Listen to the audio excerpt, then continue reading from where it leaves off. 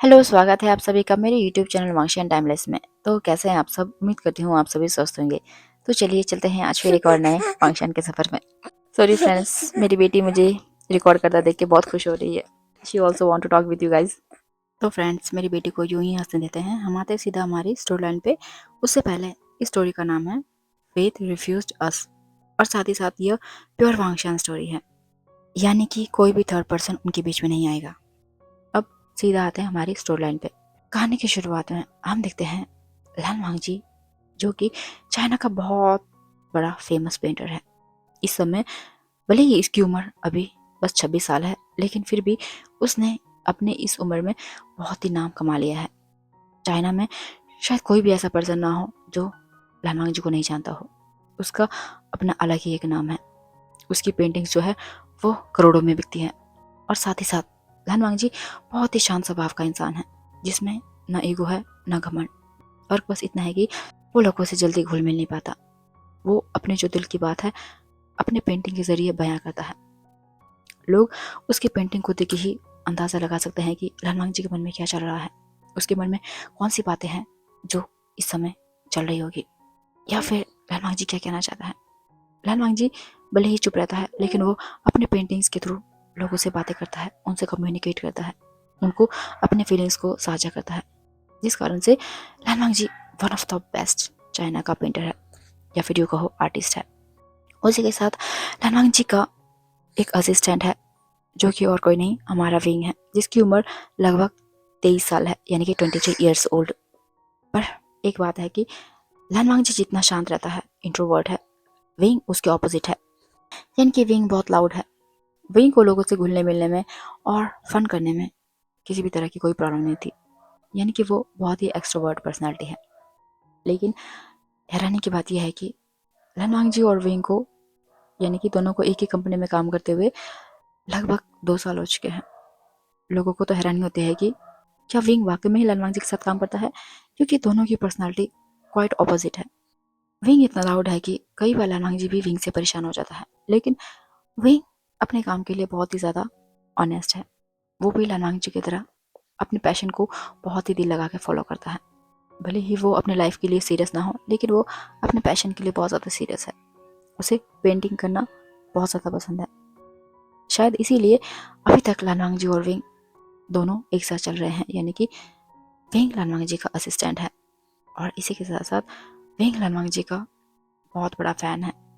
Wing की college time से ही ये इच्छा थी कि वो एक न एक दिन लान वांगजी का असिस्टेंट बनेगा, और फाइनली कॉलेज पूरा होते ही विंग अप्लाई करता है लान वांगजी के आर्ट गैलरी में एज अ असिस्टेंट पोस्ट के लिए। फर्स्ट ऑफ ऑल उसे स्टार्टिंग में असिस्टेंट पोस्ट नहीं मिलता। जॉब लगने के तकरीबन 1 साल बाद विंग उसको हाइक मिलता है, और वह चला जाता है असिस्टेंट के पोस्ट पे, क्योंकि विंग का काम वाकई में बहुत अच्छा था। अब आते हैं हमारी मेन स्टोरी में। हम देखते हैं कि लान वांगजी इस समय अपने मैंशन में बैठा हुआ है। उसका चेहरा हमेशा की तरह कोल्ड और सख्त है।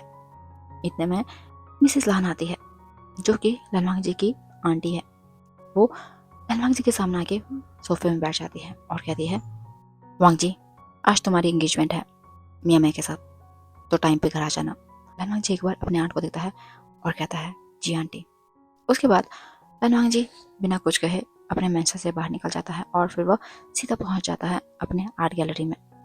दूसरी तरफ लान वांगजी की निकलती ही लान वांगजी की आंट बहुत ही गुस्से से लान वांगजी को देख रही थी। दरअसल लान वांगजी की जो आंट है वो लान वांगजी को बिल्कुल पसंद नहीं करती, क्योंकि लैन किरण यानी कि लान वांगजी के अंकल, वो लान वांगजी को अपने बेटे से ज़्यादा प्यार करते हैं। क्योंकि जो लैन सिचन है यानी कि लैन किरण का बेटा, वो एक नंबर का निकम्मा है। वो ना ऑफिस में ध्यान देता है और ना ही पढ़ाई में ध्यान देता है।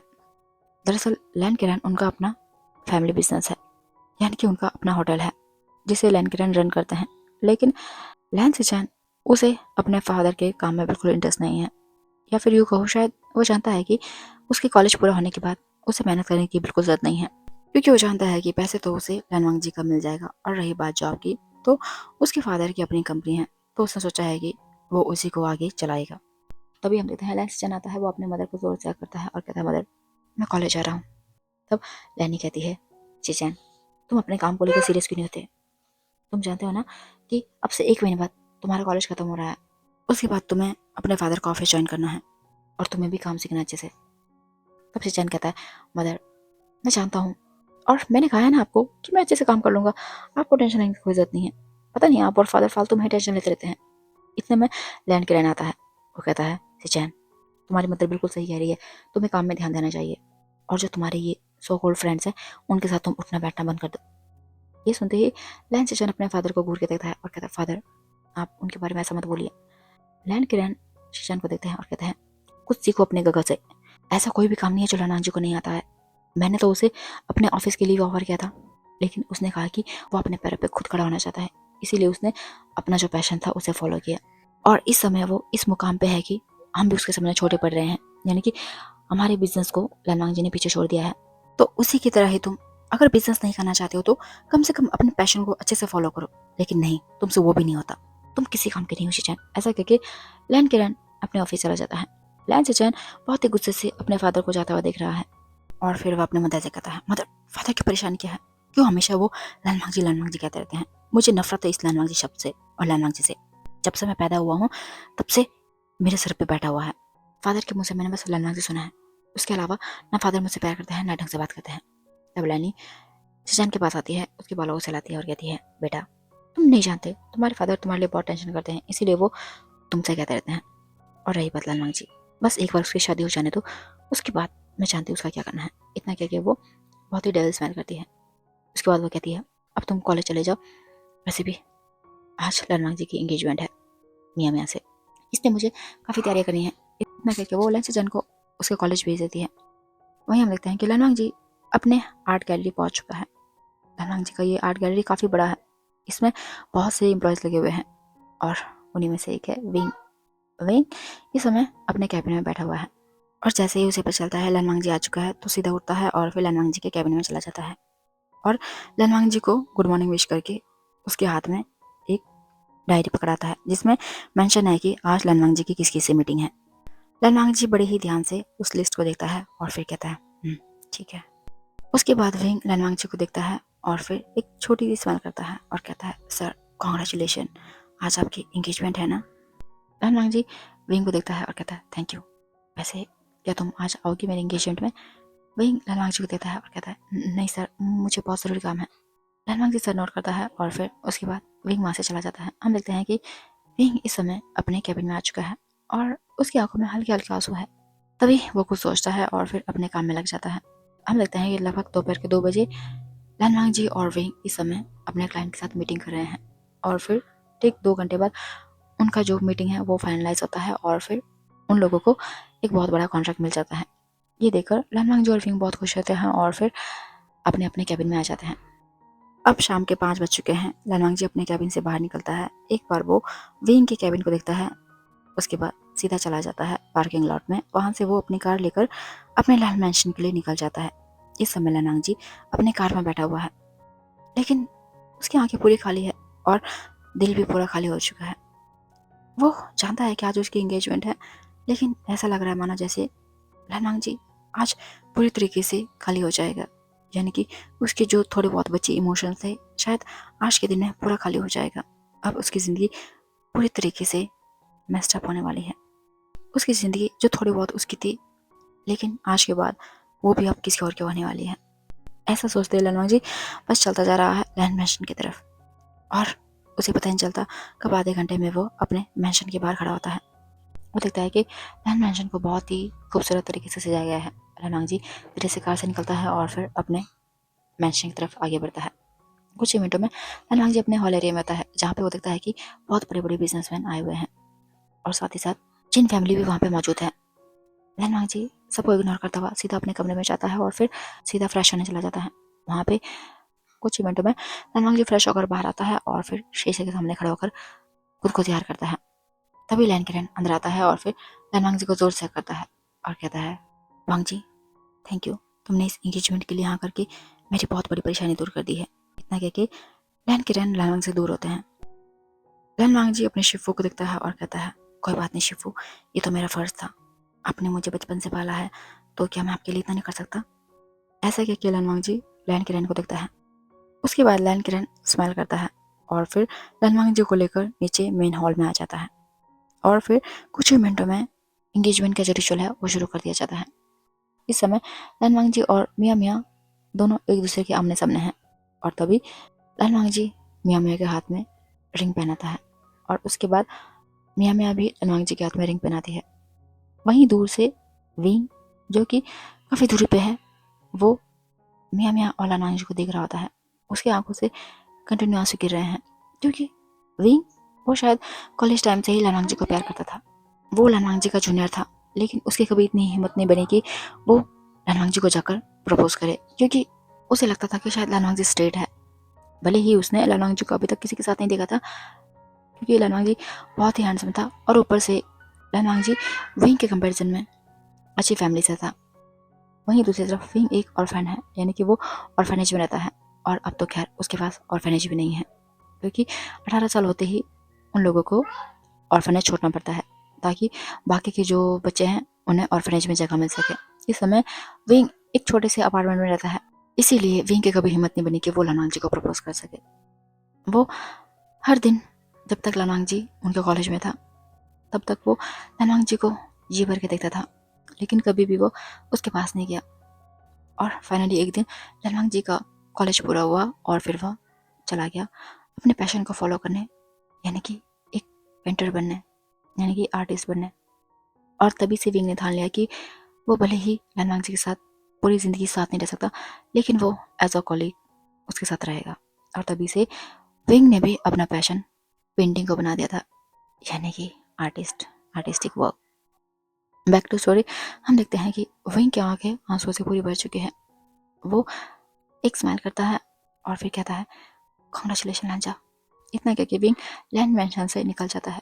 वहीं दूर शायद लालवांग जी ने विंग को देखा था। भले ही उनके बीच में दूरी है लेकिन लालवांग जी भीड़ में भी विंग को पहचान जाता है और वो एक बार विंग को जाता हुआ देखता है और अगले पल दोबारा से मियाँ को देखता है। हम देखते हैं कि लगभग 1 घंटे के बाद विंग अपने अपार्टमेंट में पहुंच जाता है और फिर वह अपने अपार्टमेंट का दरवाज़ा बंद कर दरवाजे से सट कर बैठ जाता है और कहता है अच्छा, क्या हम साथ नहीं रह सकते? क्या तुम मुझसे शादी नहीं कर सकते? या फिर यूँ नहीं हो सकता कि हम दोनों ऐसे ही रहे, बेशक हम शादी ना करें लेकिन क्या हम कभी साथ नहीं रह सकते? तभी वो एक टूटी स्माइल करता है और कहता है मैं भी कितना पागल हूँ। वो मेरी तरह गे थोड़ी है जो मुझे शादी करेगा। वो एक स्ट्रेट है और वैसे भी उसकी गर्लफ्रेंड यानी कि उसकी फियांसे तो मुझसे भी ज़्यादा खूबसूरत है। वो उससे भी ज़्यादा पैसे वाले हैं। खैर, मैं अपने आप को इतने क्या समझता हूँ, मेरे पास तो पैसे के नाम पे फूटी कौड़ी नहीं है तो वो मेरे पास क्यों आएगा? उसके पास इतनी अच्छी फियांसे है, वो उसे छोड़ के मेरे पास क्यों आएगा? लेकिन खैर कोई बात नहीं, मैं पूरी ज़िंदगी लांजा के साथ ऐसे रह सकता हूँ। ज़रूरी नहीं है कि लांजा मेरे साथ रहे लेकिन मैं उसके साथ रहूँ, उसका असिस्टेंट बनकर मेरे लिए यही काफ़ी है और मैं पूरी ज़िंदगी यानी कि अपनी पूरी ज़िंदगी ऐसे ही बिता सकता हूँ उसके नाम पे। इतना कह के विंग अपने दोनों घुटनों में अपने सर को छुपाता है और फिर रोने लगता है। दूसरी तरफ हम देखते हैं कि लैंड मेंशन में जश्न अभी भी चला हुआ है और हर तरफ रिपोर्टर्स हैं। वो लैंडवांग जी और मियाँ मैक के फ़ोटो खींचे जा रहे हैं क्योंकि मियाँ मैक की जो फैमिली है वो भी चाइना के टॉप 10 बिजनेसमैन उनमें से एक है। और मियाँ मैक के फादर ने स्पेशली लैंडवांग जी की शादी मियाँ मैक से करने के लिए इसलिए राजी हुए क्योंकि भले ही लैंड कुरैन बिजनेस में इतने अच्छे नहीं है लेकिन लैंडवांग जी उसका अलग ही अपना नाम है और इसी कारण से वो मियाँ मैक की शादी लानांग से कराने के लिए रेडी हुए हैं। तो हम देखते हैं चारों तरफ मीडिया के लोग लानांग जी और मियाँ मैक के फोटो खींचे जा रहे हैं और वहीं एक कोने में लैन से चैन उसके हाथों में वाइन का एक गिलास है और वो एक टक गुस्से से लैनवांग जी और मियाँ मैक को देखे जा रहा है। उसके बाद वो एक बहुत ही क्रीपी सा सवाल करता है। हम देखते हैं लगभग रात के 12 बजे ये समारोह खत्म होता है और फिर सभी गेस्ट वापस चले जाते हैं अपने अपने घर में। अब हम देखते हैं ठीक 2 दिन बाद इस समय लानवांग जी अपने ऑफिस के उसी कमरे में है जहाँ पे कि वो पेंटिंग्स बनाया करता है। इस समय वो बहुत ही बिजी है अपने पेंटिंग्स को बनाने में। तभी अचानक से उसे अपने उसी रिस्ट में दर्द होता है जिससे कि उसने ब्रश पकड़ा हुआ है और फिर अचानक से एक शार्प दर्द के साथ उसका जो पेंटिंग ब्रश है वो जमीन पे गिर जाता है। ये देख के लानवांग जी एकदम से डर जाता है। उसके दिल की धड़कन एकदम से बढ़ जाती है। उसे समझ नहीं आई कि ये उसके साथ क्या हुआ। तभी लालवांग जी याद करता है कि लगभग 1 महीने से उसके साथ बहुत अजीब अजीब हो रहा है यानी कि उसे रात रात को अपने उस रिस्ट में बहुत पेन होता है जिससे कि वो पेंट करता है, और साथ ही साथ उसे कई बार अपने हाथों में नमनेस सा फील होता है, जैसे मानो उसके हाथ में कोई जान ना हो। और उसी के साथ साथ बहुत ही टिंगलिंग सा सेंसेशन फील होता है, जिसे फील करके लहलवांग जी के पूरे बॉडी में गूज़बम्स आ जाते हैं। लहलवांग जी ज़्यादा नहीं सोचता और फिर वह पेंट ब्रश उठाता है और दोबारा से पेंटिंग करने बैठ जाता है। और लगभग 3 घंटे बाद दोबारा से लहलवांग जी के हाथ से वो पेंट ब्रश नीचे गिर जाता है। इस समय लहलवांग जी को अपने उस रिस्ट में बहुत पेन होता है। उसे ऐसा लगता है मानो जैसे कि एक साथ 10 सुई उसके उसी हाथ में चुभो दी गई हो, जिस कारण से लहलवांग जी एकदम से अपने हाथों को थाम कर अपने पेट के बल बैठ जाता है। तभी उस कमरे में एंट्री होती है विंग की। वो देखता है कि लहलवांग जी अपने हाथों को थामे हुए आंखें बंद करके बैठा हुआ है। विंग आता है लहलवांग जी के पास और कहता है, सर सर क्या हुआ? लहलवांग जी विंग को देखता है और कहता है, विंग पता नहीं मुझे हाथ में बहुत दर्द हो रहा है।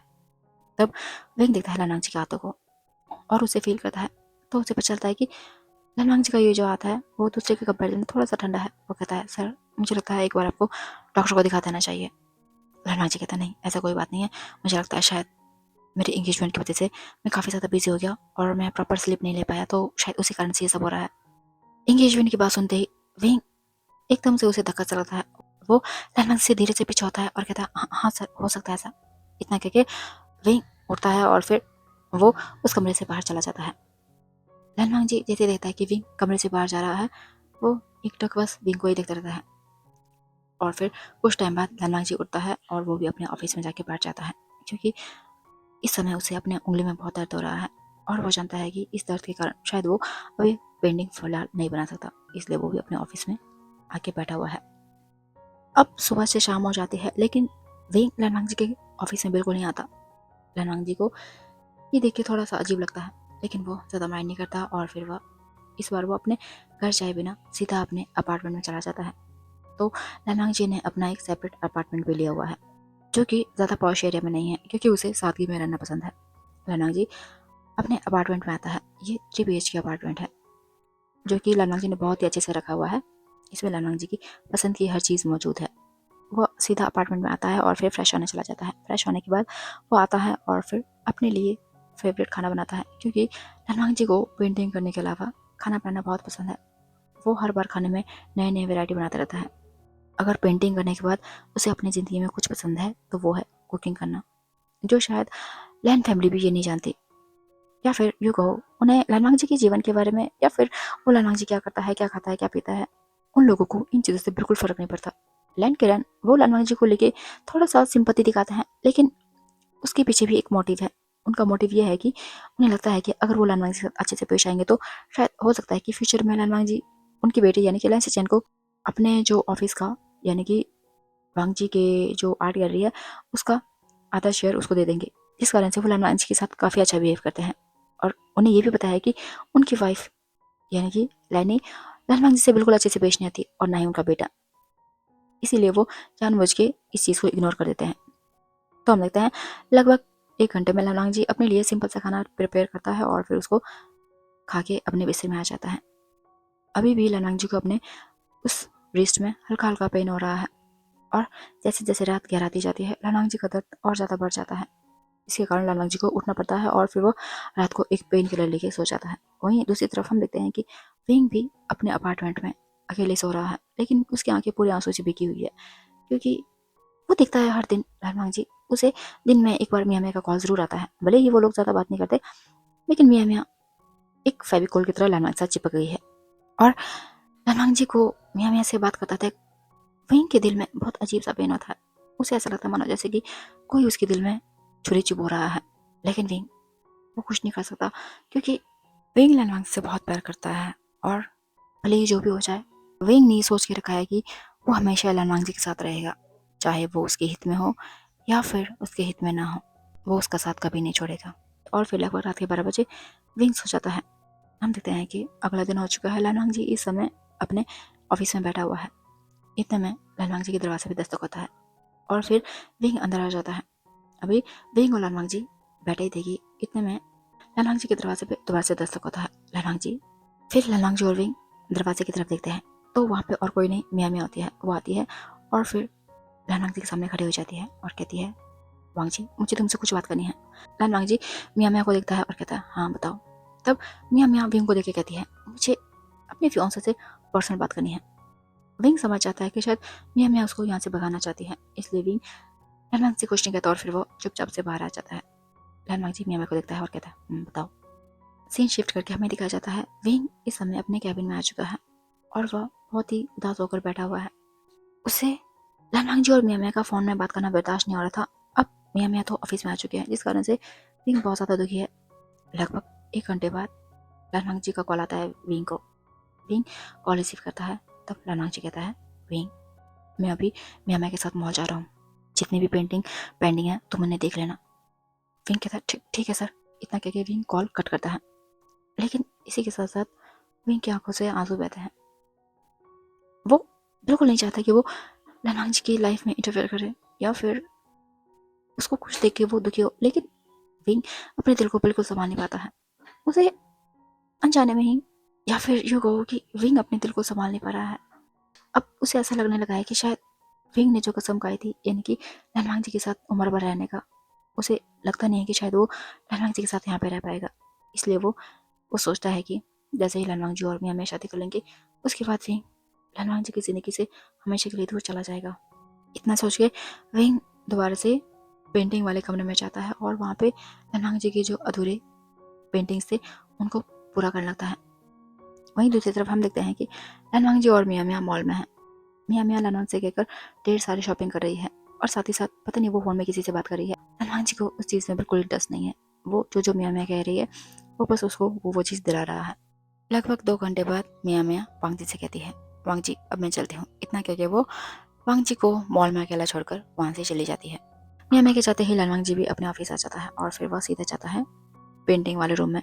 तो देखता है कि विंग लान वांग जी के अधूरे रखे पेंटिंग को कंप्लीट करते जा रहा है और लान वांग जी धीरे से विंग के पीछे खड़ा हो जाता है। तो देखता है कि उसने लान वांग जी की उस पेंटिंग को लान वांग जी से भी ज़्यादा खूबसूरत बना लिया है, लेकिन उसमें नाम लिखा हुआ है लान वांग जी। ये देखकर लान वांग जी विंग से कहता है, विंग तुमने ऐसा क्यों किया? इसे तो तुमने कंप्लीट किया है, तो तुमने अपना नाम क्यों लिखा? विंग एकदम से पीछे मुड़ता है क्योंकि उसे उम्मीद नहीं थी कि लान वांग जी इतनी जल्दी आ जाएगा। और फिर हड़बड़ाहट में विंग उठने लगता है और तभी जिस वजह से विंग का पैर मुड़ जाता है और फिर वह गिरने वाला था, तभी लान वांग जी विंग को अपने बाहों में ले लेता है और एक पल के लिए लान वांग जी और विंग दोनों एक दूसरे की आंखों में दिखते हैं।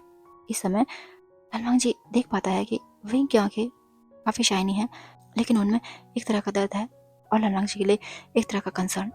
और वहीं विंग देखता है कि लान वांग जी उसकी आंखें पूरी खाली है, उसमें किसी भी तरह का कोई इमोशन नहीं है, ना दुख है ना सुख है, पता नहीं क्या है उसकी आंखों में, लेकिन वो चीज़ विंग को अपनी और खींचती रहती है। तभी विंग लान वांग से अलग होता है और कहता है, सॉरी। लान वांग जी कहता है, कोई बात नहीं, वैसे तुमने इसमें अपना नाम क्यों नहीं लिखा? तब विंग कहता है, नहीं सर, ये तो आपने बनाया था ना, तो मैं कैसे अपना नाम लिख सकता हूँ? लान वांग जी कहता है, विंग तुम मुझे सर मत कहो, मैंने तुम्हें कितनी बार कहा है ना कि तुम मुझे लान वांग जी कह सकते हो या फिर लांचा। विंग लान वांग जी को देखता है और मन में सोचता है, नहीं लांचा, मुझे ये हक नहीं है कि मैं तुम्हें तुम्हारे बर्थ नेम से बुलाऊं, ये हक सिर्फ मियाँ मियाँ का है। तब विंग एक शाय करता है और कहता है, नहीं वांग जी, ये ठीक है, ये तुमने बनाया तो इसमें तुम्हारा नाम होना चाहिए, अब मैं चलता हूँ। इतना कहके विंग वहाँ से बाहर चला जाता है। लान वांग जी वो बस विंग को देखता हुआ जा रहा है। उसके बाद लान वांग जी दोबारा से बैठ जाता है और फिर अपने पेंटिंग के बारे में सोचता है, क्योंकि उसने इस पेंटिंग को किसी और तरीके से बनाने का सोचा था, लेकिन जो विंग का पॉइंट ऑफ व्यू है वो लान वांग जी के पॉइंट ऑफ व्यू से बिल्कुल डिफरेंट है। लेकिन फिर भी लान वांग जी को विंग का पॉइंट ऑफ व्यू बहुत अच्छा लगता है। वो काफ़ी देर तक उसी पेंटिंग को घुरता है और फिर लगभग 5 बजे के आसपास में वो ऑफिस से बाहर निकल आता है और सीधा चला जाता है लैन मैंशन की तरफ। हम देखते हैं इस समय लान वांग जी, लैन सेचैन, लैन किरण, लैनी चारों लोग खाना खाने के लिए बैठे हुए हैं। तभी लैनी कहती है, वांग जी तुम जानते हो अब से 1 महीने बाद तुम्हारी शादी है। ये सुन के लान वांग जी सर नोट करता है और कहता है, जी आंटी मैं जानता हूँ। उसके बाद लैन किरण कहता है, वांग जी क्या तुम मियाँ मियाँ को अच्छे से टाइम देते हो? तब लान वांग जी अपने शिफू को देखता है और कहता है, जी शिफू। ये सुन के लैन सेचैन उसे बहुत ज़्यादा गुस्सा आता है और वो फिर बिना खाना खाए ही वहाँ से चला जाता है। ये देखकर लैन किरण लैनी से कहते हैं, अपने बेटे को थोड़ा तमीज़ सिखाओ, पता नहीं है कि खाने के बीच में उठ के नहीं जाना आता है। लैनी कहती है, किरण वो समझ जाएगा, अभी वो बच्चा है। लैन किरण लैनी को गुस्से से देखते हैं। उसके बाद उन तीनों का भी गाना हो जाता है और फिर वो तीनों भी अपने अपने कमरे में चले जाते हैं। इस समय लनवांग जी अपने कमरे में बैठा हुआ है और फिर अपने लैपटॉप में कुछ काम कर रहा था। तभी उसे याद आता है दिन का इंसिडेंट जब विंग उसके बाहों में गिरा था। ये याद करते ही लनवांग जी के चेहरे में एक छोटी सी स्माइल आ जाती है और तभी अचानक से लनवांग जी को अपने रिस्ट में बहुत पेन होता है। उसे ऐसा लगता मानो जैसे कि उसका रिस्ट पूरा नम पड़ चुका है और साथ ही साथ उसमें बहुत अलग सी टिंगलिंग सेंसेशन होती है, जैसे मानो उसमें कोई सेंसेशन ही ना हो। उसके बाद लनवांग जी अपने उसी हाथ को थाम कर बैठ जाता है। इस समय लनवांग जी का पूरा फेस लाल हो चुका है और साथ ही साथ उसकी जो गर्दन की वेन है वो भी उभर चुकी है, क्योंकि शायद लनवांग जी को बहुत ज़्यादा पेन हो रहा है। लनवांग जी लगभग आधे घंटे तक वेट करता है पेन को कम होने का, लेकिन जब उसे आराम नहीं मिलता तो लनवांग जी अपने मेडिसिन बॉक्स से एक पेन किलर निकालता है और फिर उसे खाता है। पेन किलर खाने के लगभग 20 मिनट बाद लनवांग जी थोड़ा सा रिलीफ फील करता है। उसके बाद लनवांग जी लेट जाता है और फिर सो जाता है। हम देखते हैं अगली सुबह हो चुकी है। लनवांग जी इस समय अपने ऑफिस के उसी पेंटिंग वाले रूम में है, जहाँ पे कि वो एक पेंटिंग के सामने बैठा हुआ अपने ब्रश से कुछ बना रहा है और उसी के साथ में विंग है, वो भी एक ब्रश से कुछ काम कर रहा है। तभी अचानक से लनवांग जी का हाथ फिर से नम पड़ जाता है, जिस कारण से उसका ग्रिप उसके ब्रश में ढीला पड़ जाता है और एकदम से ब्रश सीधा जमीन पर गिर जाता है।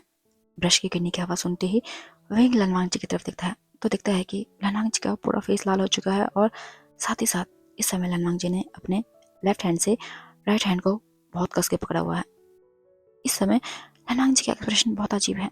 विंग सीधा भाग के आता है लनवांग जी के पास और कहता है, लंजा लंजा क्या हुआ तुम्हें, क्या हुआ? लनवांग जी अपने आंसू भरी नजरों से विंग को देखता है और कहता है, विंग इसमें दर्द हो रहा है बहुत ज्यादा। विंग लनवांग जी कहता है, चलो चलते हॉस्पिटल। लनवांग जी विंग को देखता है और कहता है, नहीं ठीक हो जाएगा, ये बस कुछ ही देर की बात है। विंग इस समय लनवांग जी को घूर के देखता है और कहता है, लंजा मैंने खाना, चलो हॉस्पिटल। इतना कह के विंग लनवांग जी को जबरदस्ती खड़ा करता है और फिर उसको हॉस्पिटल में ले आता है। इस समय हम देखते हैं कि लनवांग जी और विंग डॉक्टर के सामने है। डॉक्टर लनवांग जी के हाथों को अच्छे से देख रहा है। लगभग 10 मिनट तक प्रॉपर तरीके से एग्जामिनेशन करने के बाद डॉक्टर लनवांग जी और विंग को अपने सामने बिठाता है और कहता है, मिस्टर लान, मुझे लगता है आपको थोड़ा सा रेस्ट करना चाहिए। लनवांग जी और विंग समझ नहीं पाते कि डॉक्टर क्या कहना चाहता है। डॉक्टर दोबारा से लनवांग जी को देखता है और कहता है, मुझे लगता है आपको कुछ टाइम तक अपना काम बंद कर देना चाहिए। लनवांग जी कहता है, आप कहना क्या चाहते हैं?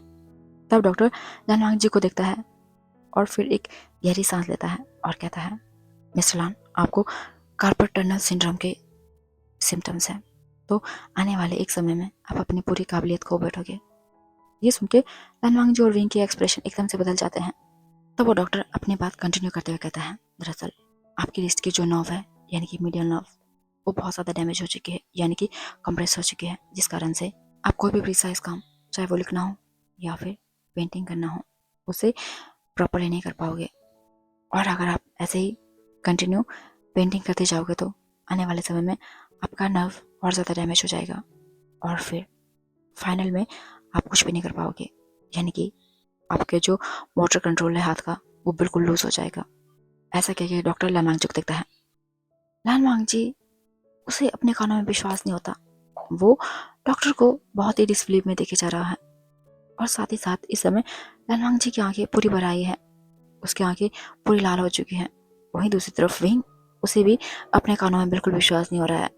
लेकिन तभी वो याद करता है अब से ठीक 1 महीने पहले का समय, जब उसने देखा था कि कई बार लनवांग जी उसके हाथ से अचानक से ब्रश नीचे गिर जाता था या फिर कई बार वो ब्रश को पकड़ने की कोशिश करता था लेकिन उसका प्रॉपर ग्रिप नहीं बन पाता था।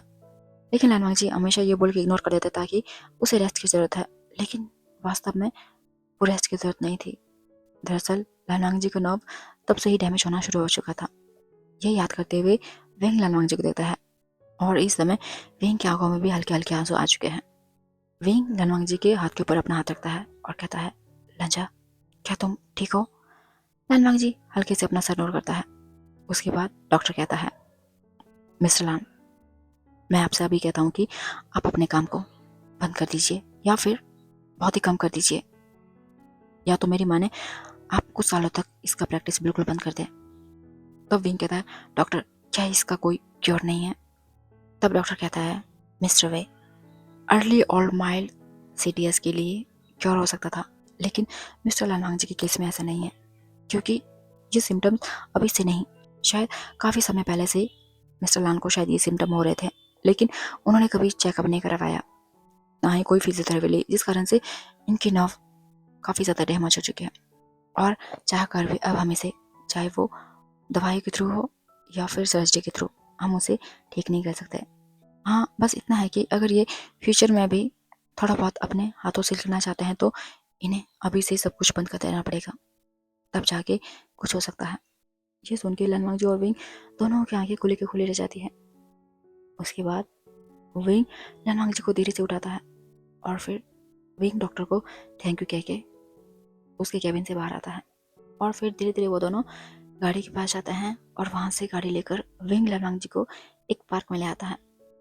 लनवांग जी अभी भी स्टैचू बना हुआ है, उसकी आंखों में आंसू पूरी तरीके से भर चुके हैं, साथ ही साथ गला पूरा भारी हो चुका है, जिस कारण से लनवांग जी कुछ भी नहीं कह पा रहा है। विंग लनवांग से कहता है, लंजा क्या तुम ठीक हो? लनवांग जी एकदम से विंग को जोर से करता है और बिना कुछ कहे विंग को वैसे ही हक करता रहता है। विंग उसकी आंखों से आंसू निकलते हैं। वो कहता है, लंजा चिंता मत करो, मैं हमेशा तुम्हारे साथ हूँ, लाइफ में कुछ भी हो जाए मैं हमेशा तुम्हारे साथ रहूंगा, तुम घबराओ मत। लेकिन लनवांग जी वो विंग से एक शब्द नहीं कहता और लगभग 10 मिनट के बाद वो विंग से अलग होता है। तो हम देखते हैं इस समय लनवांग जी की आंखें बिल्कुल खाली हो चुकी हैं, जैसे मानो उनमें कुछ ना हो, और साथ ही साथ इस समय लनवांग जी की आंखें पूरी लाल हो चुकी हैं। विंग को लनवांग जी को ऐसा देखकर बहुत बुरा लगता है। वो लनवांग जी के हाथ में अपना हाथ रखता है और कहता है, लंजा तुम घबराओ मत, मैं हमेशा तुम्हारे साथ हूँ, चाहे कुछ भी हो जाए, ठीक है? ऐसा कह के विंग लनवांग जी को रिश्योर करता है। लनवांग जी छोटी सी स्माइल करता है और फिर सर नोट करता है। विंग लनवांग जी को ऐसे देखकर उसका दिल बहुत रोता है, उसे लनवांग जी के लिए बहुत ज़्यादा दुख हो रहा है। फिर वो दोनों ऐसे ही बिना बातें करे लगभग 2 घंटे तक उस पार्क में रहते हैं और फिर अचानक से लनवांग जी को कॉल आता है।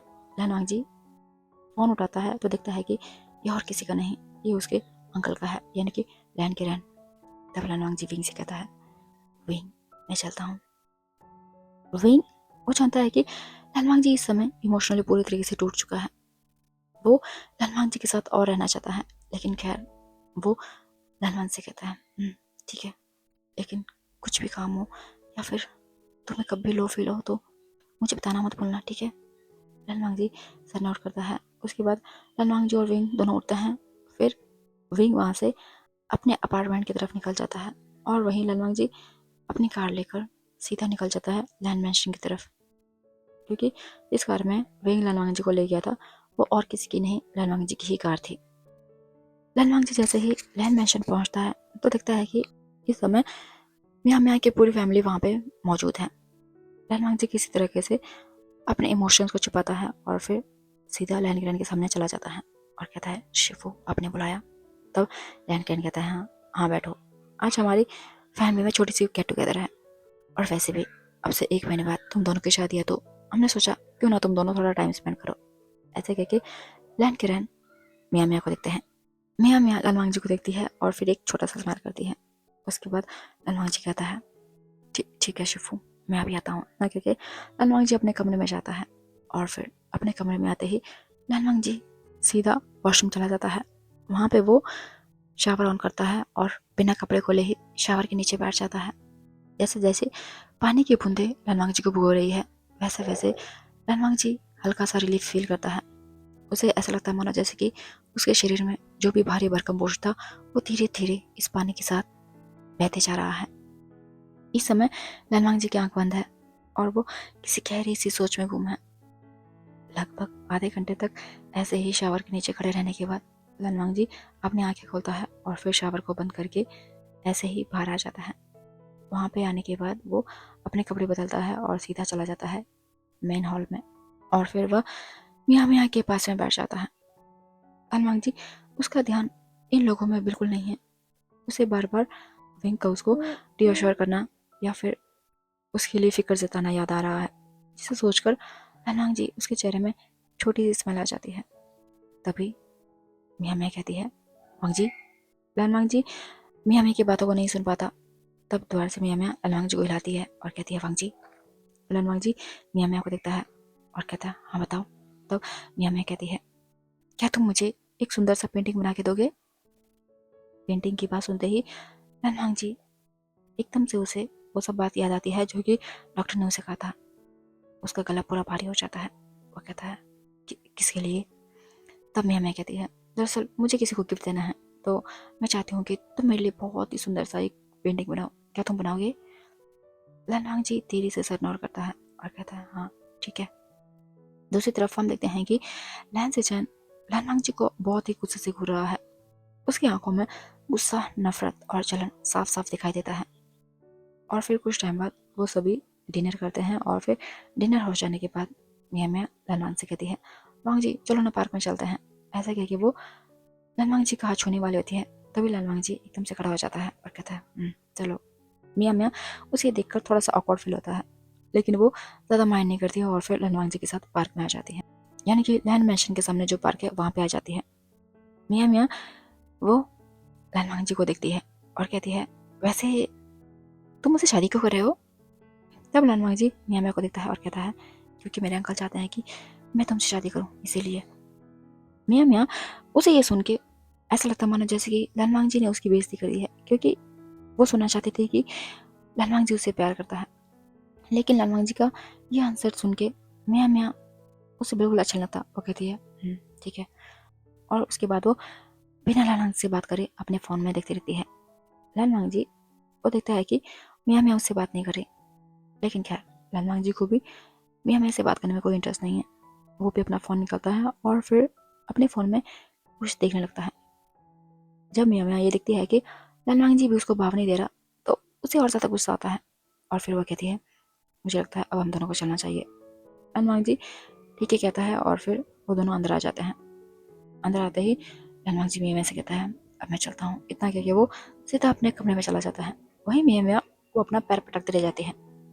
फिर वो अपने फैमिली के साथ जिन मैंशन में आ जाती है। सीन शिफ्ट करके हमें दिखाया जाता है विंग के अपार्टमेंट का।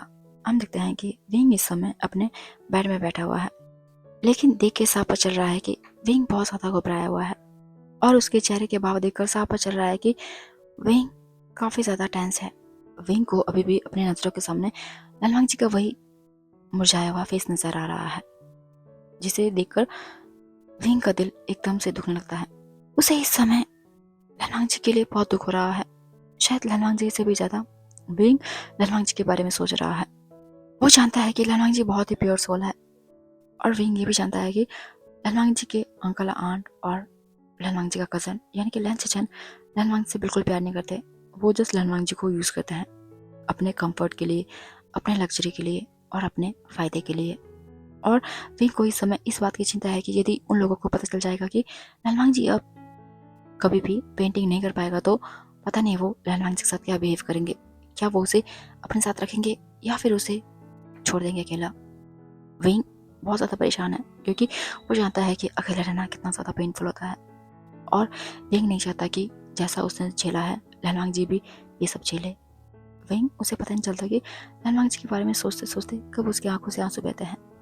तभी विंग एकदम से अपना फ़ोन निकालता है और फिर लालवांग जी को कॉल करता है। लगातार 3 बार कॉल करने के बाद लालवांग जी कॉल रिसीव करता है और कहता है, हाँ विंग बताओ क्या हुआ। लालवांग जी की आवाज़ सुन के विंग को थोड़ा सा काम फील होता है। वो कहता है, सर क्या आप ठीक हैं?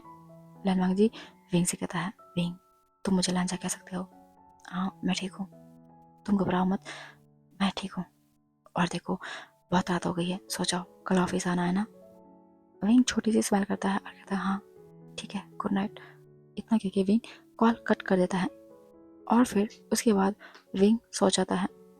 वहीं लालवांग जी जैसे ही विंग कॉल कट करता है, उसकी आंखों से एकदम से आंसू बहते हैं, जो शायद उसने काफ़ी समय से छुपा के रखा था। उसके बाद लालवांग जी अपने बेड में लेटता है और फिर आंख बंद करता है, लेकिन कंटिन्यू उसकी आंखों से आंसू बह रहे हैं।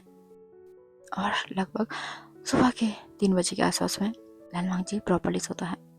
तो हम देखते हैं सुबह के 10 बज चुके हैं और विंग इस समय अपने ऑफिस में बहुत ही बेताबी से लालवांग जी का इंतजार कर रहा है और ठीक 10 बजे लालवांग जी की कार अपने ऑफिस के सामने रुकती है और फिर वह ऑफिस से अंदर आता है और वह सीधा अपने कैबिन में चला जाता है। लालवांग जी के कैबिन में आते ही विंग हमेशा की तरह लालवांग जी के कैबिन में आता है और फिर उसको डायरी पकड़ाता है जिसमें उनकी मीटिंग किस किस के साथ होना है सब कुछ मेंशन है। लालवांग जी डायरी देखता है और फिर अगले पल विंग को और कहता है, तुम्हें लगता है अब ये सब जरूरी है? ऐसा कह के लालवांग जी विंग को देखता है। विंग लालवांग जी के चेहरे में वो सैडनेस साफ साफ देख पाता है। वो बात को घुमाते हुए कहता है, नहीं लांजा, कोई बात नहीं, आई नो कि तुम कर सकते हो। लालवांग जी विंग की आवाज़ सुन के एक छोटी सी स्माइल करता है और कहता है, शायद। उसके बाद वो उस लिस्ट को एक बार देखता है और फिर अगले पल उसे टेबल पे रख देता है और कहता है, विंग, तुम्हें क्या लगता है जब लोगों को पता चलेगा कि मैं आप पेंटिंग नहीं कर सकता तो वो क्या करेंगे? विंग लालवांग जी का ये क्वेश्चन सुन के बस उसको ही देखते रहता है और फिर अभी वो कुछ कहने वाला था तभी दरवाजे पे दस्तक होता है। लालवांग जी और विंग दोनों दरवाजे पे देखते हैं। तब वो देखते हैं कि वहाँ पे मियाँ मियाँ आई हुई है। मियाँ मियाँ अंदर आती है और फिर लालवांग से कहती है, वांग जी, मुझे मॉल जाना है, चलो मेरे साथ। ऐसा कह के वो सीधा लालवांग जी के सामने आ जाती है, यानी कि उसके चेयर के पास आ जाती है और फिर विंग को बहुत ही अजीब नज़रों से घूरती है। विंग उसे देख के अचानक था और फिर वो लालवांग जी को एक्सक्यूज में कहता हुआ सीधा बाहर चला जाता है। लालवांग जी को मियाँ मियाँ का ये बिहेवियर देखकर बिल्कुल अच्छा था। वो कहता है, मियाँ मियाँ, आज मैं फ्री नहीं हूँ, तुम चले जाओ। वही मियाँ मियाँ, उसे अपने कानों पर बिल्कुल विश्वास नहीं होता। वो सोचती, क्या इसने मना किया? वो लालवांग से कहती है, तुम कहना क्या चाहते हो? लालवांग जी मियाँ मियाँ से कहता है, मुझे बहुत काम है, तुम चले जाओ। मियाँ मियाँ अपना पैर पटकती हुई ऑफिस से बाहर चली जाती है और जब विंग देखता है कि मियाँ मियाँ अकेले जा रही है तब विंग को अपने मन में बहुत सुकून सा फील होता है। तो हम देखते हैं कि अब लालवांग जी के दिन ऑफिस में और घर में ऐसे ही बीते जा रहे हैं, लेकिन बीते समय के साथ साथ लालवांग जी के दिल में जो तूफान है और बढ़ता जा रहा है, क्योंकि उसे डर है कि लोगों को अब सच्चाई का पता न चल जाए, या फिर पता नहीं क्यों लालवांग जी वो ये सब खोने से डरता है। ऐसे नहीं, बल्कि अपनी फैमिली। पर ही वो जानता है कि उसकी फैमिली उसे प्यार नहीं करती। उसका अंकल जस्ट मतलब के लिए उससे प्यार से बात करता है और उसकी आंट वो बस उसके प्रॉपर्टी के लिए उसके सामने थोड़ा बहुत अच्छा होने का नाटक करती है, लेकिन फिर भी वो उस रिश्ते को खोना नहीं चाहता। इसीलिए लालवांग जी ने अभी तक अपने घर में नहीं बताया। ऐसे करके लगभग 15 दिन बीत जाते हैं, लेकिन इन 15 दिनों में लालवांग जी हर दिन अपने ऑफिस में कुछ ना कुछ ड्रॉ करने का कोशिश करता है, लेकिन वो हर बार फेल हो जाता है। यानी कि उसकी पकड़ अपने ब्रश पे ढीली पड़ जाती है और वो ब्रश सीधा जमीन पे गिर जाता है, जिसको शायद कई बार कई एम्प्लॉयज नोटिस करते हैं, जो शायद लालवांग जी और विंग नोटिस नहीं कर पाते। तभी हम देखते हैं अब लगभग 20 दिन बीत चुके हैं। इस समय लालवांग जी अपने उसी पेंटिंग वाले कमरे में बैठा हुआ है और वो कुछ ड्रॉ करने की कोशिश कर रहा है, लेकिन अचानक से दोबारा से उसके हाथ से ब्रश गिर जाता है और फिर जैसे ही वो उठाने के लिए झुकता है तो वो प्रॉपर ग्रिप नहीं बना पाता, जिस कारण से वो उस ब्रश को उठा नहीं पाता। लगभग 1 मिनट तक स्ट्रगल करने के बाद फाइनली लालवांग जी उस ब्रश को उठाता है और फिर उससे कुछ पेंट करने वाला होता है। तभी दोबारा से वो ब्रश गिर जाता है। इस बार लालवांग जी बहुत हार जाता है और फिर वह उस ब्रश को वहाँ पे रख के ही सीधा अपने कैबिन में आ जाता है। इस समय लालवांग जी की आंखें पूरे आंसुओं से भर चुकी हैं। फिर वह अपने चेयर को पीछे खिसकाता है और फिर अपने सर को पीछे करे ऐसे ही आंखें बंद करके बैठ जाता है। इस समय दोपहर के 2 बज रहे हैं। तभी हल्के में दरवाजे पे दस्तक होती है। लालवांग जी अपना आंखें खोलता है और फिर सामने देखता है तो देखता है कि ये और कोई नहीं, विंग है। विंग लालवांग जी के सामने आता है और फिर उससे कहता है, बच्चा, क्या तुम ठीक हो? लालवांग जी अपना सर नोट करता है और कहता है, हाँ विंग, मैं ठीक हूँ। वैसे मुझे लगता है कि तुम्हें अभी किसी और कंपनी में चला जाना चाहिए। विंग लालवांग जी को घूरता है और कहता है, लंजा, तुम ऐसा क्यों कह रहे हो? तब लालवांग जी एक पेनफुल से स्माइल करता है और कहता है, विंग, तुम जानते हो ना कि मैं अब अब ये कंपनी शायद थोड़े दिनों में बंद हो जाएगा, तो उसके बाद तुम्हें जॉब की तलाश होगी ना, तो फिर इतना कह के लालवांग जी चुप हो जाता है। विंग एकटक लालवांग जी को देखे जा रहा है। वो लालवांग से कहता है, लांजा, मैंने तुमसे कहा ना कि मैं हमेशा तुम्हारे साथ होऊंगा, चाहे कुछ भी हो जाए, चाहे तुम किसी भी मुसीबत में क्यों ना हो, लेकिन मैं हमेशा तुम्हारे साथ होऊंगा। ऐसा कह के विंग बहुत ही सॉफ्ट सी स्माइल करता है। उतने में विंग कॉल आ जाता है। विंग देखता है कि ये शायद ऑर्फनेज से कॉल है। तब विंग कहता है, लंजा मैं भी आता हूँ। इतना कह के विंग लालवांग जी के कैबिन से बाहर चला जाता है। तभी लालवांग जी विंग को बाहर जाता हुआ देख रहा है। उसे पता नहीं, विंग को देखकर बहुत अच्छा लगता है और साथ ही साथ विंग के चेहरे में स्माइल देखकर लालवांग जी का मन बहुत ज़्यादा खुश हो जाता है। फिर दोबारा से लालवांग जी अपने चेयर पर टेक लगाकर आंखें बंद करके बैठ जाता है। दूसरी तरफ हम देखते हैं कि विंग इस समय अपने कैबिन में आ चुका है और फिर लगभग 5 मिनट बात करने के बाद विंग अपना जो पेंडिंग वर्क था वो करने बैठ जाता है। ऐसे करके हम देखते हैं अब शाम के 5 बज चुके हैं। उसके बाद विंग लालवांग जी के कैबिन में आने वाला था, तभी लालवांग जी अपने कैबिन से बाहर आ जाता है। वो कहता है, विंग क्या हुआ? तब विंग कहता है, नहीं बस ऐसे ही, पता नहीं आज मुझे बहुत अजीब लग रहा है। ऐसा लग रहा मानो जैसे कि कुछ अजीब होने वाला है या फिर बुरा होने वाला है, इसीलिए मुझे बहुत बेचैनी सी हो रही है। लालवांग जी विंग के कंधे पर हाथ रखता है और कहता है, विंग तुम घबराओ मत, सब ठीक होगा। और मैं जानता हूँ कि तुम्हें मेरी बहुत चिंता है, लेकिन तुम्हें चिंता करने की कोई ज़रूरत नहीं है, मैं ठीक रहूँगा। ऐसा कह के लालवांग जी छोटी सी स्माइल करता है। विंग वो जानता है कि लालवांग जी बस विंग को दिखाने के लिए अपने आप को स्ट्रांग दिखा रहा है। एक्चुअल में लालवांग जी अंदर से बहुत टूटा हुआ है, लेकिन विंग वो चेहरे पे स्माइल ले कहता है, ठीक है, वैसे मैंने सोचा है कि मैं 1 हफ्ते बाद घूमने जाऊँ, क्या तुम मेरे साथ चलोगे? लालवांग जी विंग से कहता है, ठीक है, अब फिलहाल मैं चलता हूँ। उसके बाद लालवांग जी और विंग दोनों बाहर आते हैं ऑफिस से। फिर लालवांग जी अपनी कार लेकर अपने मैंशन की तरफ चल पड़ता है। वहीं दूसरी तरफ विंग भी अपने अपार्टमेंट की तरफ चल पड़ता है। लगभग आधे घंटे में लालवांग जी अपने मैंशन में पहुंच जाता है। उसके बाद वो धीरे करके मैंशन में आगे जाता है। लालवांग जी जैसे ही अपने मैंशन में एंटर होता है, उसे आज मैंशन का जो माहौल है बहुत ही अलग लगता है। ऐसा मानो जैसे कि मैंशन शायद आज ज़रूरत से ज़्यादा ठंडा है और अलग सी एक खामोशी छाई हुई है आज मैंशन में। वो खामोशी जो शायद एक अजीब सी घुटन पैदा कर रही है लालवांग जी के सीने में। लालवांग जी गहरी सांस लेता है और फिर मैंशन के और अंदर जाता है तो देखता है कि इस समय लैन किरण, लैनी, लैन सेचैन, मियाँ मियाँ, जिन गौशा और मिसेस जिन सभी लोग वहाँ पे लालवांग जी का इंतजार कर रहे थे। इन सभी को एक साथ देखकर लालवांग जी वो कुछ समझ नहीं पाता। फिर भी लालवांग जी आगे जाता है और फिर लैन किरण के पास खड़ा हो जाता है। तब लैन किरण लालवांग से कहता है, वांग जी, जब तुम्हें पता था कि तुम्हारे साथ ये सब हो रहा है तो तुमने डॉक्टर को क्यों नहीं दिखाया? तुम जानते हो तुम्हारे कारण हमें कितना नुकसान हुआ है। लालवांग जी लैन किरण की बातों को प्रोसेस नहीं कर पाता। वो बहुत ही हैरानी भरी नजरों से लैन किरण को देख रहा होता है। इतने में लैनी कहती है, कुरैन, मैंने तुम्हें पहले से कहा था कि ये सिर्फ अपने बारे में सोचता है और तुम ही थे ना हमेशा लालवांग जी कहते रहते थे। दिखा दिया ना आज इसने अपनी औकात।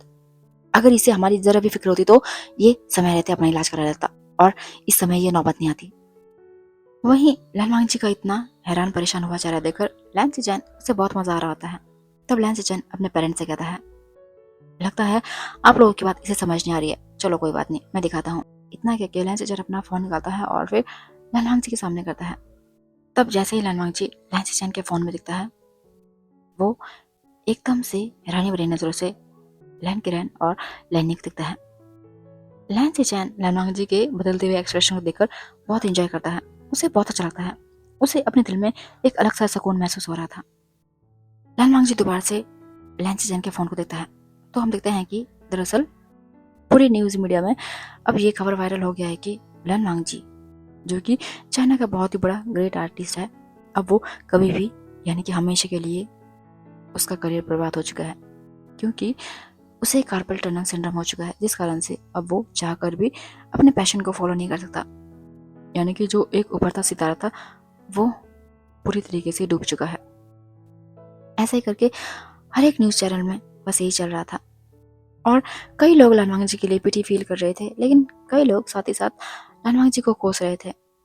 वहीं लालवांग जी अपने खाली आंखों से अपने अंकल और आंट को देख रहा होता है। तभी जिन गाओशा आता है और कहता है, किरण, मुझे लगता है शायद ये रिश्ता हमें यहीं पे तोड़ देना चाहिए। लैन किरण कहता है, मैं समझ गया, और वैसे भी अब कौन करेगा इससे शादी? अगर शायद तुम नहीं कहते तो मैं खुद ही ये रिश्ता तोड़ देता। ऐसा कहकर लैन किरण जिन गाओशा को देखता है। लैन जी, उसे अपने कानों पर विश्वास नहीं होता। वो जानता है कि उसके अंकल, उसके आंट और उसका जो कजन है वो लैन जी से प्यार नहीं करते, लेकिन इतनी नफरत वो क्यों?